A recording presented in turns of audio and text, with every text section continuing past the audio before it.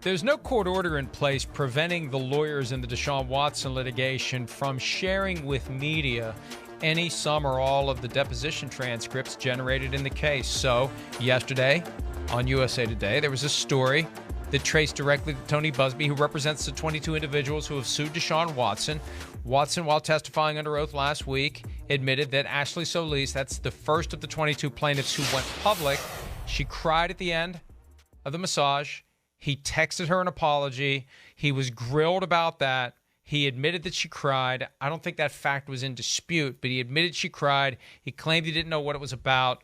And that's what you're going to see without a protective order that prevents this information from being made public. And it's not like a protective order is an automatic thing.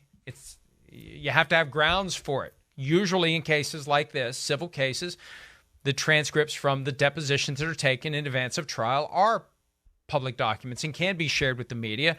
And Chris, you know what? If you're in Watson's camp, you could make the argument, although it's a delicate argument to make, you can make the argument that where's the rest? This is it? That's all you got? You got 22 people. How many snippets have we seen of Deshaun Watson testimony in these cases involving 22 individuals where it can be painted as problematic for him? They think that the facts are on their side in most of these cases, and I think they would argue that if Tony Buzbee had a bunch of great evidence to show that Deshaun Watson was clearly in the wrong for multiple of these cases, he would have given it to USA Today as well. To me, that's kind of like one of the smoking gun issues here a little bit.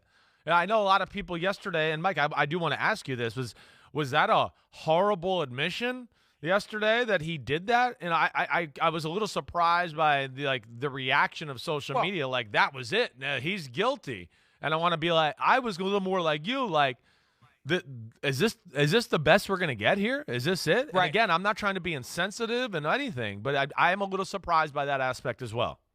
If you had that testimony in 22 different cases, I think it is problematic. It's problematic for the Ashley Solis claim because what in the world happened that would make her cry during and make him acknowledge that there was some level of discomfort?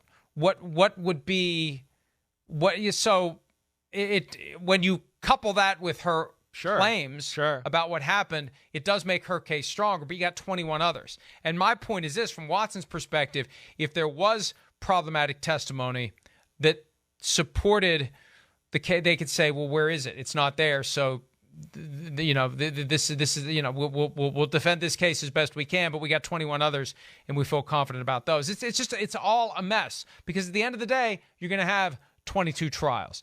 And there had not been any expectation that these cases were going to be done before this season begins. Most likely, they're all going to be tried next year if they're not settled. And through it all, and we said this yesterday, it's time for the NFL to do something. For the Browns' sake, for the fans' sake, for the opponent's sake. And a point I made last night, too, you got 7 sports betting partnerships now. Those sports books want to take action on the Browns. They're not on the board. Why aren't they on the board? Because the NFL hasn't made a decision yet. And all other reasons set aside, when you got these people that are paying you a crap load of money, I won't use the version that we used yesterday just in case, but when they're paying you a crap load of money, they'd kind of like to have maximum bets on the board. That's a business reason for the NFL to make a decision here. So I think something's coming sooner than later. I think it's next Friday. I think next Friday is when we find out. Just guess, wild guess. Maybe they do it Thursday, so it's not as obvious on Friday that it's part of the bad news dump before Memorial Day weekend. But they've got to get this moving, or it's not going to be resolved by the start of the season. Hi, I'm Mike Tirico, and thanks for watching. Make sure to hit subscribe for the latest news and highlights from NBC Sports.